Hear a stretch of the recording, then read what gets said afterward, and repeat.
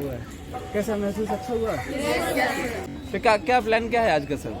यहाँ पे IMS PHU में पीडिया डिपार्टमेंट है, उसके डॉक्टर सुनील राव जी नवोदय के ही है, वो HOD है, हेड ऑफ डिपार्टमेंट। नवोदय वाले तो HOD ही होंगे ना। तो हेड ऑफ डिपार्टमेंट है पीडिया के, और उनसे बात हो गई है, तो चलिए आइए। अरे तो जगह नहीं होगा ना इसमें? अरे गाड़ी है, 4-5 कार है, संदीप भी कार लेके आ गया है। सब लोग बैठ गए। BHU में आज रंगाई पुताई का काम चल रहा है। फिर से ये सारी पिलर अब रंग बिरंगे और सुनहरे देखेंगे यहाँ पर। और अब सब बच्चे यहाँ से निकलेंगे। अब आगे चलते हैं, देखते हैं आगे क्या होता है। ब्रिजेश सर मस्ती में झूमते हुए बच्चों के पीछे पीछे निकल चले हैं। इसी बस से सर लोग जाने वाले हैं बच्चों के साथ। हालांकि मुझे भी नहीं पता कहाँ जाने वाले हैं सर, लेकिन हम आगे देखते हैं ये बस कहाँ जाती है। इस बस में नवोदय विद्यालय के बच्चे और साथ में नागेंद्र सर, ब्रिजेश सर, और अब हम देखेंगे कि धर्मेंद्र सर भी साथ में जाने वाले हैं, जो कि बस को मार्गदर्शित करेंगे कि आगे ये कहाँ के लिए प्रस्थान करेंगे। ये नफ की बस है और इस बस में ऐसे बच्चे बैठे हुए हैं जो 720 में 720 चलाने वाले हैं। मुझे तो आशा है कि पूरा बस ही 720 चलाने वाला है, बट अगर 720 नहीं आया तो 700 प्लस वाले सब हैं इसमें। ये बस बहुत ही इम्पोर्टेंट बस है और बहुत ही महंगी बस हो चुकी है इस टाइम। इसका दाम तो नहीं लगाया जा सकता, क्योंकि इसमें फ्यूचर आईटी, फ्यूचर डॉक्टर अनमोल है एकदम। कोई भी मैं डिजिट लूँगा तो कम पड़ेगा। तो जितना ज़्यादा से ज़्यादा सोचना होगा, इस बस की वैल्यू इस टाइम हो चुकी है हमारे देश के लिए। बहुत ये सब अनमोल बच्चे हैं और आगे चल कर के ये बहुत अच्छी भूमिका अदा कर सकते हैं। हमारी युवा पीढ़ी जो है, जैसे कि संदीप सर भी बता रहे हैं, हम लोगों के लिए कितने अनमोल बच्चे, हम लोगों के लिए नहीं, हमारे देश के लिए कितने अनमोल बच्चे हैं। तो अभी ये बस चलने वाली लिमडी कॉर्नर, और देखते हैं लिमडी कॉर्नर पहुंचने के बाद कहाँ जाती है। उन सबों के गार्जियन हैं। अरे इनको गार्जियन ही हम लोग मानते हैं कि उनको बच्चों का देख रेख करना, पूरा मतलब कैसे बच्चे सिस्टमेटिक पढ़ेंगे, कैसे क्या करें। यहाँ तक कि रात में भी बीमार होते हैं तो डॉक्टर के पास ले जाना उन बच्चों के ये अभिभावक हमारे गार्जियन आप हैं। क्या बात है, बच्चों का गार्जियन ये है, इनके गार्जियन आप हैं। तो एक साथ सभी लोग यहाँ पे जा रहे हैं और बच्चों का ख्याल रख रहे हैं, और इसी के साथ देखते हैं अब आगे कहाँ ये बस पहुँचने वाली है। दो सवारी दो डॉक्टर। अरे उधर चल रहा है। यहाँ पर ये सवारी नहीं, यहाँ पे ये डॉक्टर इंजीनियर लेकर जा रहे हैं बस में।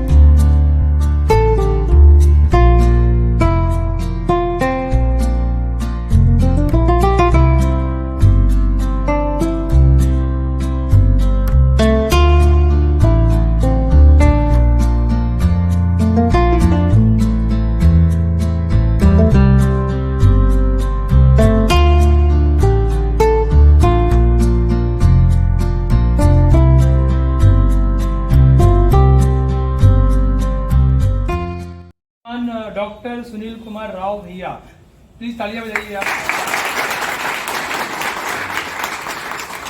आप जो है अपने विषय भैया को बताएंगे। ये डिपार्टमेंट जो है इसके HOD हैं, and we are so proud and honoured of this, है ना। हम लोग की बहुत गर्व और सम्मान की बात है कि भैया नवोदय के हैं और पूरे BHU में इतनी बड़ी सेवा दे रहे हैं। मुझे याद है कई बार बहुत इमरजेंसी केस आए, मैंने बहुत क्रिटिकल केस भैया को याद किया, और वो ऐसा था कि यहाँ के बड़े बड़े हॉस्पिटल ने जवाब दे रखा था, और भैया ने दिन रात सेवा की, और बच्ची आज भी सुरक्षित है, अपनी लाइफ में अच्छा कर रही है।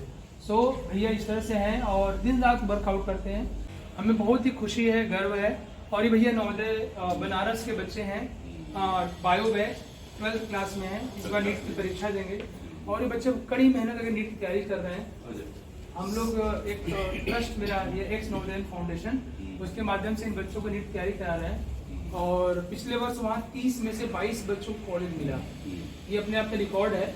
और मुझे लगता है कि आपके आज के इस सेशन के बाद तो निश्चित तौर पे इनका मनोबल बढ़ेगा। मैं ओवर टू यू एक बार फिर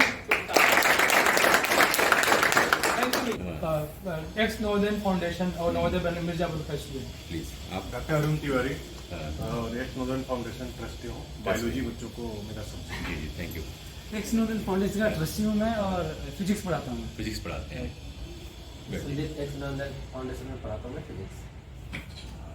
मैं एक नवोदय फाउंडेशन में ट्रस्टी हूँ।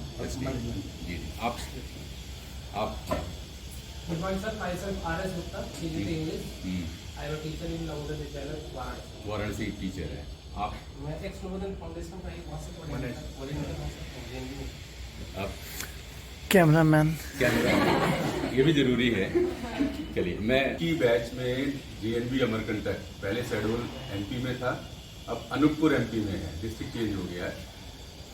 ज्वाइन किया था और 96 में मेरा पास आउट है और 99 में मैं SS मेडिकल कॉलेज रीवा से MBBS किया।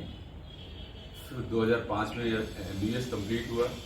2005 से ही मेरा एडमिशन MD पीडियाट्रिक्स में हुआ, सेम इंस्टीट्यूट से, मतलब SS मेडिकल कॉलेज से मैंने अपना MD किया और वहीं पे फिर मैं असिस्टेंट प्रोफेसर पे ज्वाइन किया। सेम 2008 में पास आउट हुआ और 2008 में ज्वाइन किया और 2008 से 2016 तक मैंने अपनी सेवाएं अपने alma mater SS medical college Rewa में किया। उसके बाद फिर मैं 2016 में BHU institute of medical sciences में ज्वाइन किया एज ए एसोसिएट प्रोफेसर। अभी मैं प्रोफेसर के पोस्ट पे कार्यरत हूँ। आप सभी लोगों को देख के बड़ा हर्ष हुआ। मेरे साथ अभी मेरे यूनिट में काम करने वाला स्टूडेंट आया है, फर्स्ट ईयर MD पीडियाट्रिक्स से, ये भी JNV का है।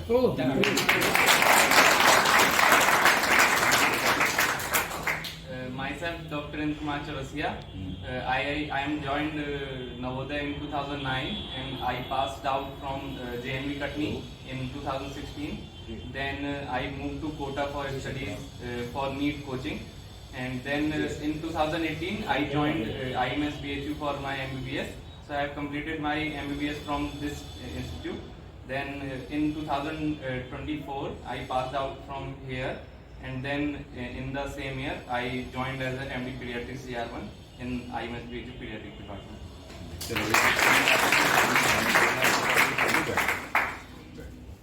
एक्स नवोदय फाउंडेशन ट्रस्ट है, इसकी कई सारी एक्टिविटीज़ मैं देखता हूँ जिसमें नागेंद्र जी एक्टिवली इन्वॉल्व हैं आप लोगों के लिए, आप लोगों को मोटिवेट करने के लिए। हम लोग बस एक साधन है, हम लोग से बस मिलते रहते हैं, आते हैं और हम लोग बातचीत करते हैं। जहाँ तक बात रही आपके कैरियर की, आप सभी लोगों ने बायोलॉजी लिया, मैं समय कम है इसलिए नहीं तो मैं सबका नाम जानना चाहता। हमारे नाम में ही इतना बड़ा इंस्पिरेशन है, शक्ति है जो हमें प्रेरित करता है। हम प्रेरणा के लिए कई जगहों पे जाते हैं, लोगों से मिलते हैं, किताबें पढ़ते हैं। हम अपने पास जो चीज़ें मौजूद हैं हमारे पास खुद, जिसके साथ हम रोज रह रहे हैं, ये सारे स्टूडेंट अपने साथ रह रहे हैं, रोज एक दूसरे से मिलते हैं, रोज आप एक दूसरे का नाम लेते हो। कभी सोचा इसके बारे में कि मैं सबके एक नाम पेपर में लिख लूं और नाम का मतलब देखूं, मैं इस नाम के मतलब क्या हो रहे हैं। कभी ऐसी एक्सरसाइज की क्या है? नहीं की ना? करके देखो, तुम्हें कुछ समझ में आएगा। तुम्हारा सेल्फ एस्टीम, तुम्हारी सोच सब बदलेगी और उसमें एक अच्छी चीज आएगी कि तुम्हें समझ में आएगा कि मेरे साथ जो लोग हैं उनके अंदर कितने अद्भुत चीजें हैं, उनके नाम से जुड़ी हैं। यहाँ पे सारे लोगों के नाम लिखो, सारे लोगों के नाम के सामने उनके एक अच्छी क्वालिटी लिखो। आप जैसे ये हैं, ये इनका नाम लिखे, इनके आगे आप खुद अपने से लिखिए कि इनकी एक अच्छी क्वालिटी क्या है।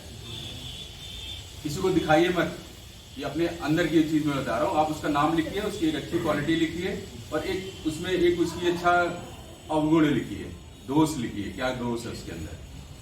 आपके पास कितने नाम हो जाएंगे? कितने लोग हो यहाँ पे? कितने? 30 है। 30 नाम हो जाएंगे, 30 क्वालिटीज हो जाएंगी और 30 क्या हो जाएंगे? दोष या अवगुण हो जाएंगे। तो जितनी क्वालिटीज 30 है, फिर आप अपने आप को एनालाइज करिए कि मेरे अंदर क्या क्या चीजें हैं। इसके अंदर मुझे इनमें से ये क्वालिटी लेनी है, ये क्वालिटी लेनी है, ये क्वालिटी लेनी है, इसको अचीव करना है, इसको एक्वायर करना है, इसको सीखना है, इसको आत्मसात करना है। आप देखते जाइए बस और देखिए कि ये इतने सारे अवगुण हैं, इसमें से मेरे पास कितने हैं, मुझे कितना हर साल हर महीने एक अंगूर निकालना है। देखो हम कहते बड़े आसान है कि हमको हमारे अंगूर तुरंत निकाल दीजिए, निकलते नहीं है जल्दी। हमको एक टाइम लाइन बनाना पड़ता है कि मुझे इतने पीरियड में ये चीज बनाना। जैसे आप पढ़ते हो ना कि मुझे ये चैप्टर 3 दिन में पढ़ना है, परीक्षा आने वाली है 3 महीने में, तो 3 दिन में ये सब्जेक्ट पढ़ना है, 4 दिन में ये सब्जेक्ट पढ़ना है, इस सब्जेक्ट के टॉपिक्स पढ़ने हैं, इसकी हम सब वो करते हैं। लेकिन हमारे साथ जितने लोग रहते हैं उसमें हम लोग कभी नहीं सोचते हैं। तो ये एक्सरसाइज आप करके देखो, आपको खुद समझ में आएगा कि आपके लिए कितनी महत्वपूर्ण है। 300 लोगों के नाम लिखो, 300 लोगों के नाम के मतलब लिखो, सामने उनका एक बेस्ट क्वालिटी लिखो और एक अंगूर लिखो। आपको किसी को बताने की जरूरत नहीं है। फिर आप अपना एक प्रोफाइल बनाओ, नाम लिखो, नाम का मतलब लिखो, आपकी अच्छी क्वालिटी क्या अपने से लिखो, और आप देखो कि मेरे साथ में रहने वाले लोगों की कितनी अच्छी अच्छी क्वालिटी है जो मुझे लेनी है और कितने टाइम पीरियड में लेनी है। ये देखो आप अपनी बात जब हम खाली समय में कैसे यूटिलाइज करते हैं, मेस में कैसे यूटिलाइज करना है हमको, गेम्स पीरियड होता है हमको कैसे यूटिलाइज करना है, खाली पीरियड जब हमारे हो जाते हैं तो कैसे यूटिलाइज करना है। ये माइक्रो प्लानिंग जो होती है ना, माइक्रो प्लानिंग जैसे हम लोग बहुत टेक्निकल और बिजनेस और मोटिवेशनल बात में सीखते हैं, कहते हैं, वो यही होती है कि आप अपने पास अवेलेबल रिसोर्सेज को कैसे यूटिलाइज कर रहे हो, कैसे मोबिलाइज कर रहे हो और उसको कैसे एडवांटेज ले रहे हो। आपके पास सारे लोग यहाँ पे इंस्पिरेशन है, आपके टीचर हैं, आपके नागिन जी हैं, इनसे आप जुड़े हुए हो, ये आपको बहुत सारी चीजें बताएंगे, बहुत से मोटिवेशन देंगे, बहुत सारे इंफॉर्मेशन देंगे। लेकिन हमारे पास जो इंफॉर्मेशन अवेलेबल है, जो हमारी स्ट्रेंथ है, ह्यूमन रिसोर्स है जो हमारा, उसका यूटिलाइजेशन हम लोग नहीं करते हैं। जब आप ये चीज शुरू करोगे ना, तो आपको, मुझे ऐसा लगता है कि एक बेहतर रिजल्ट मिलेगा, आपके अंदर एक कॉन्फिडेंस आएगा। जब मैं MBBS में आया, आपके टीचर्स रोल मॉडल होते हैं बेसिकली। जब आप MBBS जहाँ से करते हो, तो जो डिपार्टमेंट्स होते हैं ना आपके, उस डिपार्टमेंट्स के टीचर्स कैसे हैं, वो डिपार्टमेंट कैसे फंक्शन करता है, क्योंकि हम लोग की पोस्टिंग लगती है हर डिपार्टमेंट में। हम सर्जरी में जाते हैं, मेडिसिन में जाते हैं, गायनी में जाते हैं, पीडियाट्रिक्स में जाते हैं, ट्रॉमा में जाते हैं, सर्जरी में जाते हैं, ऑर्थोपेडिक्स में जाते हैं। तो वहाँ के डिपार्टमेंट को देखते हैं, वहाँ के कल्चर को देखते हैं, वहाँ की चीज़ों को देखते हैं, वहाँ के टीचर्स को देखते हैं कि वो कैसे हैं। तो उससे आपको एक सोच मिलती है, आपके अंदर एक चाहत आती है, उम्मीद आती है कि मुझे ये ब्रांच को लेना चाहिए। तो मेरे कॉलेज में पीडियाट्रिक्स के टीचर बहुत अच्छे थे, सिंपल थे। प्रोफेसर AK रावत अभी भी हैं, रिटायर हो गए हैं, बहुत ही सिंपल थे। जिस तरह से वो काम करते थे, बच्चों को डील करते थे, हमें पढ़ाए पीडियाट्रिक्स को, तो वो एक अंदर हमारे अंदर एक जिज्ञासा आई कि अरे अच्छी ब्रांच है। और सबसे अच्छी चीज़ ये है कि आपको पीडियाट्रिशियन एक सेंसिटिव होता है, बहुत ऑब्जर्वेंट होता है और पेशेंट होता है, क्योंकि आपके पास जो आ रहा है वो आपको कभी अपनी समस्या नहीं बताता है, उसकी समस्या तीसरा व्यक्ति बताता है, और वो भी अपने नॉलेज के हिसाब से बताता है, जो वो ऑब्जर्व किया अपने बच्चे के बारे में कि साहब इसको ऐसा लग रहा है कि दस्त लग रहा है, तो ऐसा चिड़चिड़ा हो रहा है, ये हो रहा है, वो हो रहा है। उसको भी नहीं पता है, उसको भी कॉन्फिडेंस नहीं है कि मैं जो बता रहा हूँ सही है कि गलत है। और ऑब्वियसली वो पेरेंट्स होते हैं जो 24 घंटे उसको देखते हैं, वो ऑब्जर्व करते हैं, वो अपना ऑब्जर्वेशन हमें बताते हैं, हम उनके ऑब्जर्वेशन को सुनते हैं, फिर बच्चे को ऑब्जर्व करते हैं, फिर उसको देखते हैं, फिर हम किसी डिसीजन पे चलते हैं। तो हमको डिसीजन लेने में जो एक वो होना चाहिए ना, क्या कहते हैं, जील आती है पीडियाट्रिशियन को, वो चीज़ मुझे बहुत पसंद आई कि हमको कैसे डिसीजन लेना है सिचुएशन में कि सीरियस बच्चा आ गया जो कुछ नहीं जानकारी दे रहा है। कभी कभी तो ऐसी सिचुएशन आती है कि माता पिता आए, बोले साहब बेहोश हो गया, हमको कुछ नहीं पता है। उनसे चाहे कुछ भी जानकारी निकाल लो, कुछ भी पूछ लो, सब बोलो नहीं साहब हमको पता नहीं है, हम तो काम करने चले गए थे खेत में, हम तो इधर काम करने चले गए थे, 2 लड़के थे आपस में, भाई बहन थे, वो दौड़ते दौड़ते आई, बताया कि हमारा एक छोटा वाला बच्चा गिर गया, बेहोश हो गया, कुछ पता ही नहीं चला, और शरीर ठंडा पड़ रहा है, नीला पड़ रहा है, जो भी हो रहा है, ये हो रहा है, ऐसा हो रहा है, और इसके अलावा कोई इन्फॉर्मेशन नहीं हमारे पास। फिर हमको बात करनी है, हमको डील करना है, समझना है, आगे बढ़ना है। तो ये हमारे अंदर की क्वालिटी को चैलेंज देता है कि हम कैसे इस चीज़ को डील करेंगे, ये चीज़। और मुझे अपॉर्चुनिटी, चैलेंजेस बड़े पसंद है, मैं हमेशा अपने चैलेंजेस को अपॉर्चुनिटी की तरह यूज़ करता हूँ। कोई भी चैलेंज सामने आता है तो उसमें मुझे एक अपॉर्चुनिटी दिखती है, और उस अपॉर्चुनिटी को मैं यूटिलाइज करता हूँ अपने आप को ग्रो करने के लिए। और उस चीज़ को कैसे डील करते हैं, जो मेरे टीचर्स थे वो उनके वे ऑफ चीज़ों का अप्रोच बड़ा पसंद आई मुझे, तो मैंने पीडियाट्रिक्स ले लिया। किसी को सर्जन बनना होता है, किसी को ऑपरेशन करना बड़ा पसंद है, वो शुरू से ही उसके दिमाग में रहता है कि मुझे सर्जिकल ब्रांचेज में जाना है। कोई कार्डियोलॉजिस्ट बनना चाहता है, दिल का डॉक्टर, मेडिसिन में भी होता है, सर्जरी भी होता है। तो कुछ ऐसे होते हैं, देखो कभी कभी हम अपने दिमाग से जाते हैं, दिल से जाते हैं, लेकिन कुछ ऐसी ब्रांचेज हैं जिसमें आपको बहुत पैसा खर्च करना पड़ता है सेटअप करने के लिए। और फिजिशियन क्या है, एक कुर्सी लगाया बैठ गया, मरीज देखना शुरू कर दिया, तो उसका इन्वेस्टमेंट क्या है, एक टेबल कुर्सी और 8x9 का या 8x8 का एक कमरा और एक आला। उसका इनिशियल इन्वेस्टमेंट यही हुआ है, ऐसे ही खोला और वो मरीज देखना शुरू कर दिया। फिर धीरे धीरे वो अपना सेटअप करता है। लेकिन एक सर्जन है, उसको एक अपने सेटअप बनाने के लिए एक बेसिक इंफ्रास्ट्रक्चर को रखना पड़ेगा। उसको वार्ड बनाना पड़ेगा, ओटी बनाना पड़ेगा, ओटी में सारे स्टाफ होने चाहिए, पैरा में उसके रिलेटेड स्टाफ होने चाहिए, तब वो अपनी प्रैक्टिस शुरू कर सकता है। अभी मेरा एक दोस्त है जो अभी कोटा में पढ़ रहा है, जेईई की तैयारी कर रहा है, तो वो मुझे अक्सर ही कॉल करता है, मतलब मुझसे बात करता है। उसका वहाँ पे ठीक नहीं चल रहा है, मतलब चीज़ें, टॉपर था वो, 96.8% थी, बट वहाँ पे उतना मतलब, तो जैसे अगर वो मुझसे बात कर रहा है या कोई भी बाद में भी बात करे, तो हमें उससे क्या कहना चाहिए? जैसे अगर कोई जैसे परेशान है, स्ट्रेस में है, तो उसकी सराउंडिंग क्या, किस सराउंडिंग में वो रहता है, वो अकेले ही रहता है कि उसके और नए दोस्त बने हैं? अगर दोस्त बने तो वो किस तरह के दोस्त हैं और उनसे वो किस लेवल तक अपनी बातों को कह पाता है? क्या वो उसका यूज तो नहीं करते हैं? क्योंकि देखो हमारे पास क्या है कि मेरा एक्सप्लॉयटेशन नहीं हो, इसके लिए बड़ा जरूरी है जागरूक होना। As a human being, human resource, कभी कभी होता है ना कि लोग हमारा एक्सप्लॉयटेशन करते हैं, हमको पता ही नहीं चलता है। ये तो मैक्सिमम कब होता है, जब हम जॉब में चले जाते हैं तो हमारा एम्प्लॉयर हमें एक्सप्लॉइट करता है। लेकिन स्टूडेंट्स का भी होता है, जैसे आप किसी जगह पे कोचिंग करने जा रहे हो, उस कोचिंग करने में आप अकेले हो वहाँ पे और आपको टीचर्स पढ़ा रहे हैं, आपका कोई सर्कल नहीं है, तो आप कितना चीज़ को एक्सेप्ट कर पाओगे, ये इंपॉर्टेंट है ना। तभी तो मैंने कहा कि आपके अंदर इतनी रिसोर्सेज हैं, इतनी एक्सपर्टीज आपके आसपास पड़ी हुई है जिसको हम यूज़ नहीं कर रहे हैं। उससे ये बोलो कि आपके जो फ्रेंड सर्कल्स हैं कैसी हैं, उसके बारे में जानकारी लो, उससे बात करो और उससे कहो कि आप अगर वो चीज़ नहीं हो रही है तो आप वहाँ से, जरूरी थोड़ी कोटा आपको डॉक्टर बना देगा। मैंने आपको पहले लाइन में बताया ना, कोटा आपको डॉक्टर नहीं बनाएगा, आप अपने आप को डॉक्टर बनाओ। सर कई बार होता है आपके पास इतने सारे पेशेंट आते होंगे और कई में बहुत सारे क्रिटिकल केस भी होते होंगे, आप कोशिश तो पूरी करते होंगे बट हर केस में तो आप बचा मतलब सकते नहीं हैं। सर आपको जब उस केस में अंदर से गिल्ट होता होगा, स्ट्रेस आता होगा, सर आप कैसे मैनेज करते हैं? सर मैं पूछना चाहता हूँ। ये हम अनुभव और समय देते हैं तब सीखते हैं। जब मैं फर्स्ट ईयर था तो बड़ा अच्छा नहीं लगता था, कभी हम लोग हमारे उसमें होता नहीं, कोई डेड बॉडी बगल में हो तो उसको देखना नहीं चाहिए, छूना नहीं चाहिए, हमको ये सिखाया जाता है बचपन में। दूर से है तो उसको प्रणाम कर लेना चाहिए, जब हम होते हैं तो यही सिखाया जाता है। वो तो सारा सिखाया हुआ स्टूडेंट खत्म हो जाता है जब हम मेडिकल में आते हैं और पहली रात में आईसीयू में हमारे एक बच्चे का एक्सपायर हो गया और उसी बच्चे में मेरा सीनियर बुलाया, चलो खाना खाने चलते हैं, बगल में चल बैठ खाना खा। तो हमारे अंदर आता नहीं घर, ये कैसे कर रहा हूँ, मेरे को ये बताया गया कि इसे छूना नहीं, इसके बगल में खाना नहीं होना और मुझे फिर बैठ के खाना खिला रहा है। होता है, ये सब चीज़ें आती है, कॉन्फ्लिक्ट्स हैं आती हैं। तो उस समय हमको ये समझना है कि मेरा स्ट्रेस तो है ही है, जिसका बच्चा उसका स्ट्रेस मेरे से ज़्यादा है, जिसने वो अपनी लाइफ को खो दिया है, उसको कैसे मुझे समझाना है। मैं अपने स्ट्रेस को मेंटेन करते हुए उसको कैसे, या मेरे इमोशंस को मेंटेन करते हुए उसको कैसे समझाना है।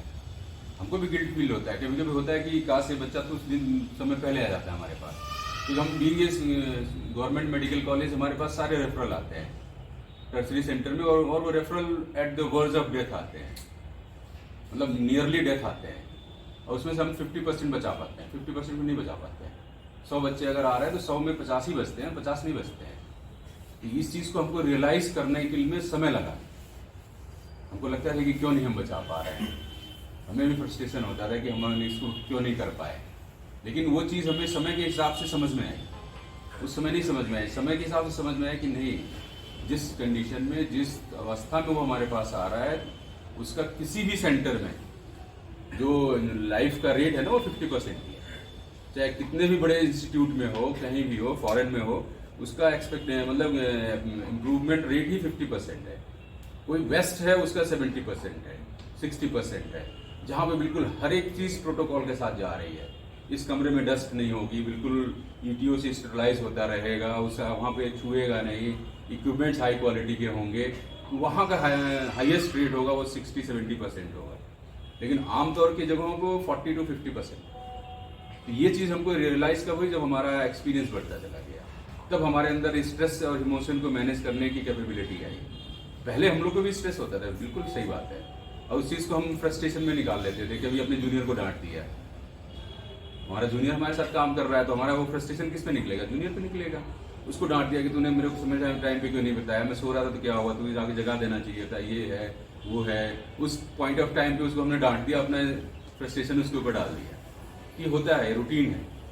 तो उसमें जो फर्स्ट ईयर होता है ना, वो सबकी बात सुनता है ऐसे तरह से, चाहे वो सही हो चाहे गलत हो, फिर भी वो सुनता है, सीखता है। यही सीखने का, उसको पेशेंस डेवलप करने का एक अपॉर्चुनिटी मिलता है कि कोई भी आता है उसको डांट के चला जाता है।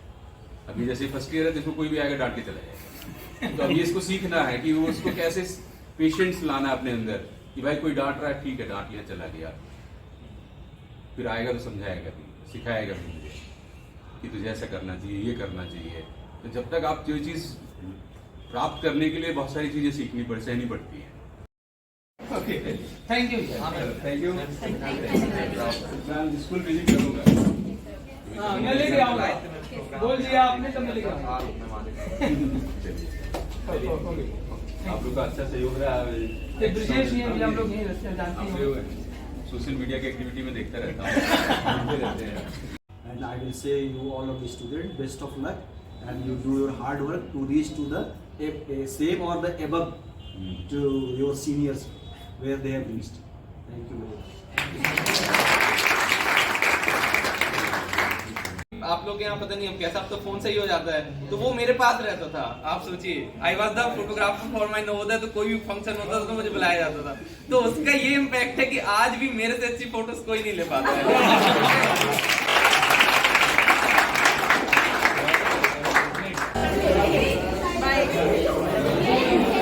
बाकी हमारे यहाँ पे सारे वार्ड हैं, है ना, ये पल्मो वार्ड है, पल्मो मतलब लंग्स का। अब पीडियाट्रिक्स में बच्चा हुआ है ना, तो उसके अलग अलग, जैसे किसी को निमोनिया है या इसका दिक्कत है तो वो पल्मो वार्ड में, वो पीछे आप देख रहे हैं रीनल वार्ड लिखा है। अगर किसी को किडनी का दिक्कत है रीनल वार्ड में, यहाँ पे न्यूरो वाला है अंदर, किसी को अगर दिमाग में कोई दिक्कत है ना, एपिलेप्सी, सीजर वगैरह इधर। यहाँ पे कैंसर वार्ड है, वहाँ नहीं जा सकते हैं, वहाँ कैंसर वाले बच्चे हैं ना, क्योंकि ल्यूकीमिया वगैरह जो रहता है उसके वहाँ पे दिक्कत रहता है, तो वो इधर पे है ना। इस तरीके से वार्ड होते हैं, इस तरीके से पेशेंट होते हैं, ठीक है।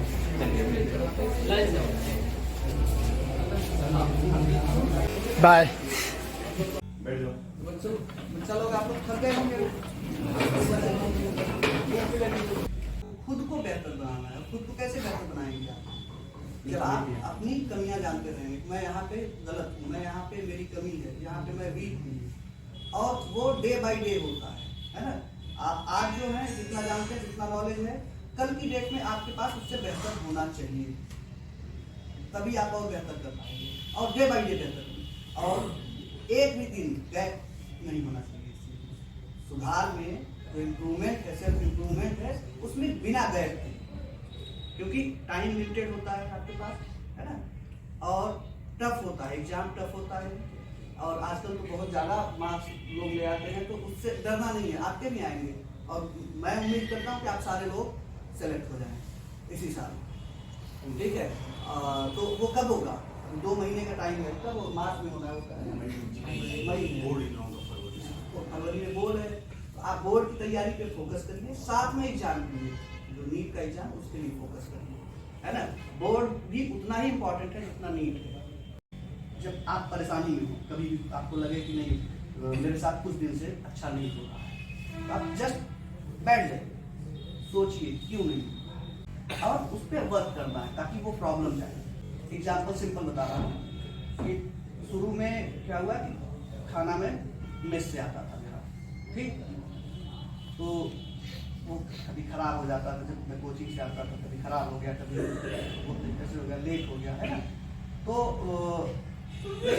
खाते थे, खा लेते थे, चलता था अपना, ठीक। फिर उसके बाद धीरे धीरे धीरे धीरे परफॉर्मेंस मेरा कम होना शुरू हो गया। अच्छा, समझ नहीं आता है, जब आप एक गोल की तरफ रहते हैं तो आपको समझ नहीं आता प्रॉब्लम एग्जैक्टली है कहाँ, है ना। प्रॉब्लम आपको पता ही नहीं चलेगा, लगेगा सब कुछ वैसा ही तो चल रहा है। ठीक, तो मैंने डिस्कस किया, मैंने बात करी लोगों से, जो टीचर थे उनको पढ़ाते थे उनसे भी बात करी, तो वो बोले कि 2 दिन का अपना रूटीन लिख लो अभी का, और 6 महीने पहले का लिख लो। 2 दिन का इतना तो रिकॉल कर सकते हो, सुबह सो के उठने से रात सोने के पहले तक क्या करते हैं। 2 दिन आपको एक आइडिया लग जाएगा, आज जो किए हैं लगभग वही, और 6 महीने बाद के 2 दिन का लिख लो, आप कंपेयर करो, आपको प्रॉब्लम समझ में आ जाएगी।